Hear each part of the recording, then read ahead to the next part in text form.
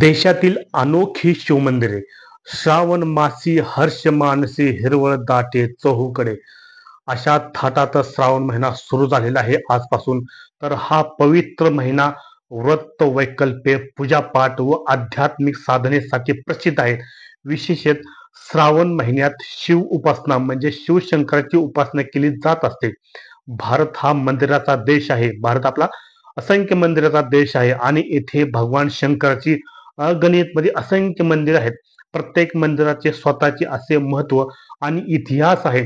पण काही मंदिरे अशी आहेत की त्याच्या रचनेमुळे, भौगोलिक स्थानामुळे किंवा त्यांच्याशी जोडलेल्या रहस्यमय कथामुळे अत्यंत अनोखी व अविश्वसनीय वाटतात. तर चला, भारतातील अशाच काही सर्वात अनोख्या शिवमंदिराविषयी सविस्तर मी तुम्हाला या व्हिडिओमध्ये माहिती सांगणार आहे.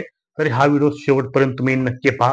तर नमस्कार, मी हरिदास पवार. सुरुवातीचे मंदिर आहे कैलास मंदिर, वेरूळ. वेरूळमध्ये हे मंदिर आहे. महाराष्ट्र राज्यातील हे मंदिर आहे. भारत देशातील महाराष्ट्र राज्य वेरूळमधील हे मंदिर आहे कैलास मंदिर. तर हे मंदिर केवळ भारतातीलच नव्हे तर जगातील सर्वात आश्चर्यकारक वास्तूपैकी एक आहे. हे मंदिर बांधलेले नाही तर एकाच अखंड खडकात कोरलेले आहे हे मंदिर. तर एकाच खडकात कोरलेले हे मंदिर आहे. तर मंदिर तयार करण्यासाठी डोंगर माथ्यापासून खोदकाम सुरू करण्यात आले आणि वरपासून ते खालपर्यंत कोरीव काम करत मंदिराला आकार दिला गेला. हे जगातील सर्वात मोठे अखंड मोनोलाइट शिल्प आहे.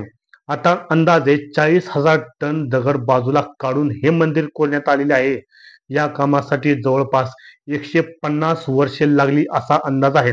तर आजच्या आधुनिक तंत्रज्ञानाने अशी कलाकृती तयार करणे जवळजवळ अशक्यच मानले जाते.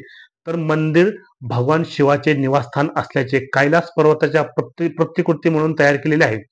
तर हे मंदिर राष्ट्रकूट घराण्यातील राजा कृष्ण प्रथम यांनी 8व्या शतकात बांधलेले.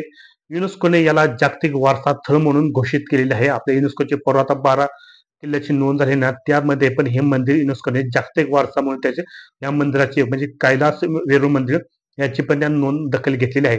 त्यानंतर दुसऱ्या 2 नंबरला तुम्हाला मी मंदिर सांगतो. स्तंभेश्वर महादेव मंदिर, गुजरात. हे गुजरात राज्यातील मंदिर आहे स्तंभेश्वर महादेव मंदिर. तर या मंदिराला लुप्त होणारे मंदिर म्हणून ओळखले जाते. हे मंदिर दिवसातून 2 वेळा समुद्राच्या पाण्यात पूर्णपणे लुप्त आणि प्रगट होते. लुप्त म्हणजे नाहीसे होते व पुन्हा ते दिसते. तर मंदिर आता समुद्राच्या भरती ओहोटीचा पण चमत्कार असं म्हणतात त्याला. तर हे मंदिर अरबी समुद्राच्या किनाऱ्यावर आहे. समुद्राला जेव्हा भरती येते तेव्हा मंदिराचा गाभारा आणि शिवलिंग पूर्णपणे पाण्याखाली जाते. आहोटीच्या वेळी पाणी पूर्ण ओसरल्यावर मंदिर पुन्हा दर्शनासाठी खुले केले जाते. समुद्राच्या लाटा स्वतः भगवान शंकरचा अभिषेक करतात अशी भाविकांची श्रद्धा आहे. हा नैसर्गिक चमत्कार पाहण्यासाठी जगभरातून पर्यटक आणि भाविक येथे येतात. असे मानले जाते की तारकासूर नावाचा राक्षसाचा वध केल्यानंतर भगवान कार्तिकेय यांना खूप दुःख झाले, तेव्हा भगवान विष्णूंनी त्यांना या ठिकाणी शिवलिंगाची स्थापना करून क्षमा मागण्याचा सल्ला दिला. तर हे 2 नंबरचं आहे स्तंभेश्वर महादेव मंदिर. हे मंदिर गुजरातील राज्यातील हे मंदिर आहे. तुंगनाथ मंदिर, उत्तराखंड येथील हे मंदिर आहे. हे मंदिर जगातील सर्वात उंच शिव मंदिर म्हणून ओळखले जाते. हे मंदिर पंचकेदार मंदिरापैकी एक असून ते अत्यंत दुर्गम ठिकाणी वसलेले आहे. तर हे मंदिर समुद्र सपाटीपासून सुमारे 3,680 मीटर म्हणजे 12,073 फूट उंचीवर आहे. हे मंदिर पाहण्यासाठी म्हणजे येथे पोहोचण्यासाठी चोपता येथून सुमारे 4 किलोमीटरचा ट्रेक करावा लागतो. ट्रेक म्हणजे चालत वगैरे जावं लागतं, इथं जाण्याची सुविधा वगैरे काय नाही. तर हिमालयाच्या बर्फात पर्वतरांगामध्ये वसलेले हे मंदिर आणि तिथून दिसणारे नैसर्गिक दृश्य पर्यटकांना मंत्रमुग्ध करते. महाभारताच्या युद्धानंतर पांडवांना ब्रह्महत्येच्या पापातून मुक्त होण्यासाठी भगवान शंकराचे दर्शन घ्यायचे होते. तेव्हा शंकराने त्यांना बैलाचे रूप घेऊन चुकवले. या दरम्यान बैलाच्या शरीराचे भाग वेगवेगळ्या ठिकाणी प्रगट झाले. तुंगनाथ येथे शंकराचे हात म्हणजे भाऊ प्रगट झाले असे मानले जाते. तर हे आहे तुंगनाथ मंदिर, उत्तराखंड राज्यातील हे मंदिर आहे.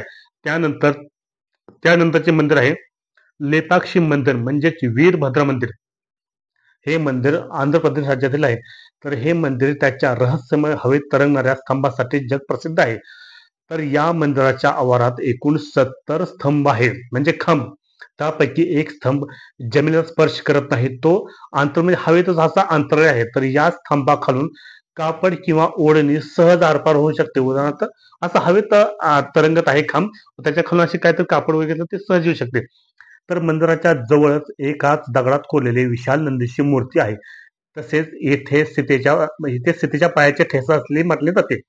तर या मंदिराचा संबंध रामायणाशी जोडला जातो. रावणाने सीतेचे अपहरण करून नेत असताना जटायू पक्षाने त्याला अडवले. युद्धात जखमी होऊन जटायू याचा याच ठिकाणी म्हणजे मृत्यू पडला होता. म्हणजे याच ठिकाणी युद्ध झाले होते. तेव्हा श्रीराम येथे पोहोचले तेव्हा त्यांनी लेपाक्षी लेपाक्षी म्हणजे ऊट पक्षा असे म्हटले.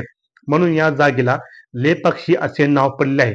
त्यानंतरचे मंदिर आहे मरुडेश्वर मंदिर, कर्नाटक राज्यातील हे मंदिर आहे. तर अरबी समुद्राच्या किनाऱ्यावर वसलेले हे मंदिर भगवान शंकराच्या भव्य मूर्तीसाठी प्रसिद्ध आहे. जगातील दुसरी सर्वात उंच शिवमूर्ती म्हणून प्रसिद्ध आहे. तर या मंदिराच्या आवारात भगवान शंकराची 123 फूट उंच भव्य मूर्ती आहे. ती दूरवरून दिसते, म्हणजे लांबून ती सहज दिसते. तर हे मंदिर कंडुका टेकडीवर वसलेले असून त्याच्या 3 बाजूंनी अरबी समुद्राचे पाणी आहे. सूर्यप्रकाशामुळे चमकणारी मूर्ती आणि निळाशार समुद्र याचे दृश्य अप्रतिम दिसते. मंदिराच्या प्रवेशद्वारावर राजा गोपुरम म्हणजे 20 मजली असून लिफ्टच्या सहाय्याने सर्वात वरच्या मजल्यावर जाऊन समुद्राचे विहंगम दृश्य पाहता येते.